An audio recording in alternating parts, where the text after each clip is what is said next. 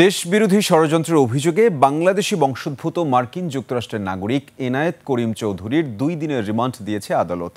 ঢাকার chief metropolitan magistrate Atikur রহমানের আদালত এই আদেশ দেন। এর আগে গত 13 সেপ্টেম্বর ঢাকার মেট্রোপলিটন ম্যাজিস্ট্রেট আদালত ফৌজদারি কার্যবিধির 54 ধারায় তাকে কারাগারে পাঠানোর আদেশ দিয়েছিল। আজ তাকে জিজ্ঞাসাবাদের জন্য 10 দিনের রিমান্ড চেয়ে আবেদন করেন ডিবি পুলিশ।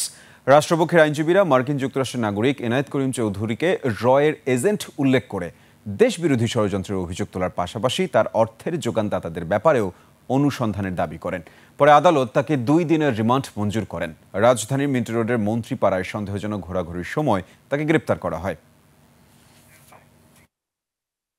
এই দেশের মানুষের মধ্যে বিশৃঙ্খলা তৈরি করা, মব সৃষ্টি করা এবং সরকারের উচ্চ পর্যায়ের বিভিন্ন আমলাদের সাথে যোগাযোগের মাধ্যমে তাদেরকে সরকার বিরোধী চক্রান্তে লিপ্ত করার জন্য তিনি বিশেষ করে আমাদের পার্শ্ববর্তী দেশের কর্তৃক নিয়োজিত এজেন্ট বলে আমরা আদালতে উপস্থাপন করেছি।